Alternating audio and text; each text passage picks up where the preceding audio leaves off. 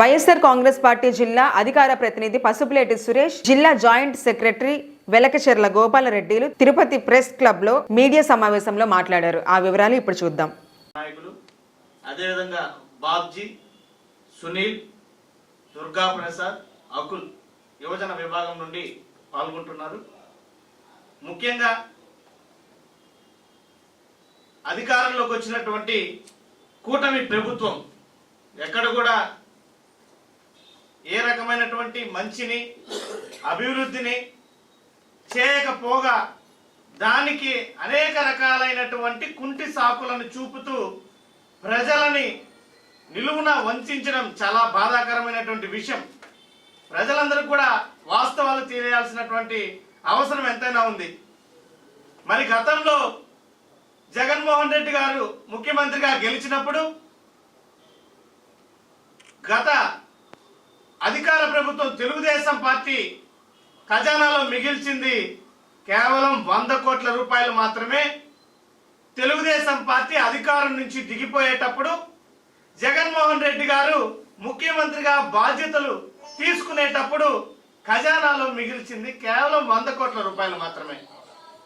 అయినప్పటికీ జగన్మోహన్ రెడ్డి గారు రాష్ట్ర ముఖ్యమంత్రిగా బాధ్యతలు చేపట్టినప్పటి నుంచి జగన్మోహన్ రెడ్డి గారు పాదయాత్రలు అయితేనేమి, ఎన్నికల మేనిఫెస్టోలు అయితేమి, ప్రజలకు ఇచ్చినటువంటి వాగ్దానాలన్నింటినీ కూడా ఎన్ని అవాంతరాలు ఎదురైనప్పటికీ మనం చూసాం. కరోనా లాంటి మహమ్మారితో యావత్ ప్రపంచ దేశాలన్నీ కూడా అతలాకుతలమైనటువంటి పరిస్థితి.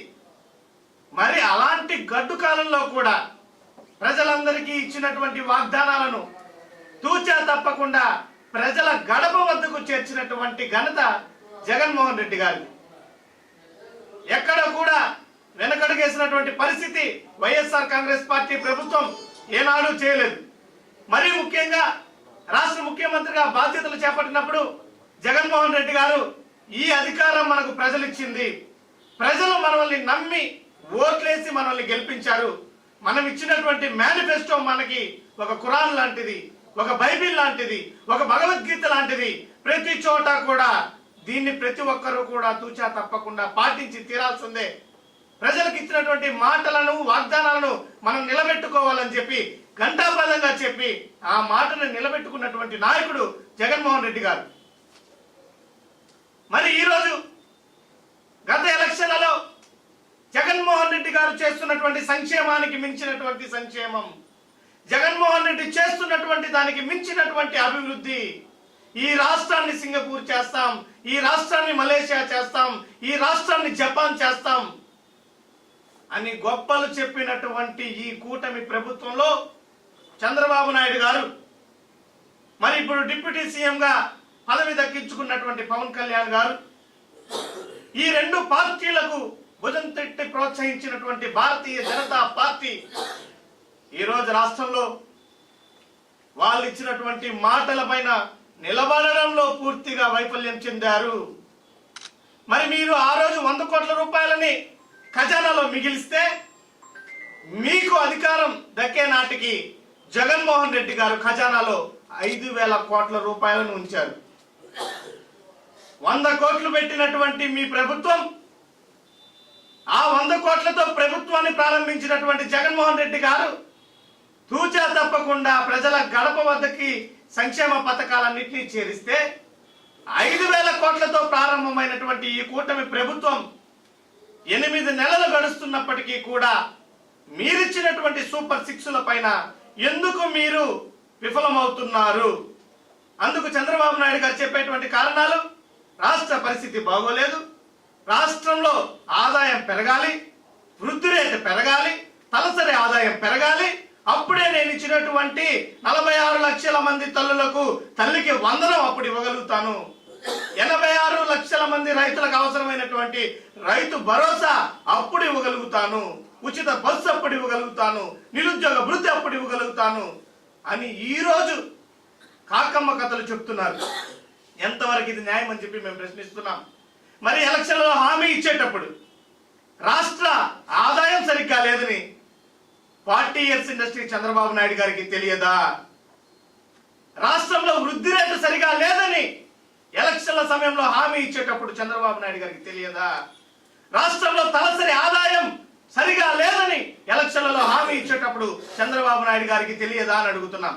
మరి మీకు తెలిసినప్పుడు ఎలక్షన్లలో కూటమి ప్రభుత్వం అధికారంలోకి వస్తే ఫస్ట్ తలసరి ఆదాయం పెంచుతాం, ముందు రాష్ట్ర ఆదాయాన్ని పెంచుతాం, ముందు రాష్ట్రంలో ఆర్థిక పరిస్థితిని బాగోగు చేస్తాం, ఆ తరువాత సూపర్ 6 అమలు చేస్తాం అని ఇప్పుడు మీరు ఏదైతే చేస్తున్నారో అప్పుడు మీరు మాట్లాడుండొచ్చు కదా ఎలక్షన్లలో. ఎందుకు మాట్లాడలేదని చెప్పి మేము ప్రశ్నిస్తున్నాం. అంటే ప్రజలను మభ్యపెట్టాలి, ప్రజల దగ్గర నుంచి ఓట్లను దండుకోవాలి, ప్రజలను నిలువునా వంచాలి, ప్రజలని ఉపయోగించుకొని మీరు అధికారంలోకి రావాలి. అయితే మీకు అధికారం ఇచ్చినటువంటి ప్రజలు మాత్రం వంచనకు గురవ్వాలి. ఎన్నిసార్లు చంద్రబాబు గారు రాష్ట్ర ప్రజలను ఈ విధంగా వంచిస్తారు? ఇది ఏమాత్రం కూడా మంచి పద్ధతి కాదు. కేవలం మీ అధికారం కోసం అలవి కానటువంటి హామీలు ఇవ్వడం, తీరా మిమ్మల్ని నమ్మి అధికారాన్ని ఇస్తే కుంటి సాకులను చూపుతూ రాష్ట్ర ప్రజలను మోసం చేయడం మీకు పరిపాటి అయిపోయిందే కానీ మీలో మార్పు రావడం లేదు. మరి గతంలో అనేక సార్లు చూసాం. ఏ అధికారంలో వచ్చినప్పుడు ఎప్పుడు కూడా గత 3 దఫాలుగా కూడా సంపూర్ణంగా ఒక్క హామీని కూడా చంద్రబాబు నాయుడు గారు మార్కుగా ఈరోజు చరిత్రలో ఏ ఒక్క హామీ లేదు. మరి ఈరోజు జగన్మోహన్ రెడ్డి గారి పరిపాలన ఒక చరిత్ర, ఒక స్వర్ణ యుగం. ప్రతి ఒక్క పథకం కూడా ఒక చరిత్ర, ప్రజల హృదయాల్లో నిలిచినటువంటి చరిత్ర ఈరోజు జగన్మోహన్ రెడ్డి గారిది. దయచేసి మీరు అధికారంలోకి రావడానికి కారణమైనటువంటి ఆంధ్ర రాష్ట్ర ప్రజలకి మీరు ఇచ్చినటువంటి వాగ్దానాలను అమలు చేయండి. ఈరోజు అన్ని వర్గాలు కూడా తీవ్రమైనటువంటి అసంతృప్తిలో ఉన్నారు. ఒకవైపు విద్యార్థులు, మరోవైపు మహిళలు, మరోవైపు రైతులు. ఈ విధంగా రాష్ట్రంలో అన్ని వర్గాలను మీరు తీవ్రంగా మోసం చేస్తున్నారు. ఇది ఏమాత్రం కూడా మంచి పద్ధతి కాదు. పవన్ కళ్యాణ్ గారు, దయచేసి మీరు ఇప్పుడు స్పందించాల్సినటువంటి సమయం ఉంది. ఎందుకంటే మరి ఆ రోజు ఎలక్షన్ల సమయంలో బాబు గారితో ప్రతి చోట మీరు ఆయన కుడిభుజంలాగా వ్యవహరించారు. ప్రతి చోట బాబు గారు ఇచ్చినటువంటి వాగ్దానాలకు సాక్షిభూతంగా నిలిచినటువంటి వ్యక్తి ఆంధ్ర రాష్ట్ర డిప్యూటీ సీఎం పవన్ కళ్యాణ్ గారు. మరి మీరు ఆ రోజు చెప్పారు, చంద్రబాబు నాయుడు గారు చెప్పినటువంటి వాగ్దానాలన్నీ కూడా అమలవుతాయి, లేకపోతే దానికి బాధ్యుని నేను అని పవన్ కళ్యాణ్ గారు చెప్పడం జరిగింది. కాబట్టి ఈ రోజు మేము డిప్యూటీ సీఎం పవన్ కళ్యాణ్ గారిని అడుగుతున్నాం, సూపర్ 6 సంగతి ఏంటి? మరి ఆ రోజు ఎలక్షన్లలో చంద్రబాబు నాయుడు గారు చెప్పే ప్రతి మాటకి కూడా వత్తాసు పలికినటువంటి వ్యక్తి పవన్ కళ్యాణ్ గారు. మరి ఈరోజు పవన్ కళ్యాణ్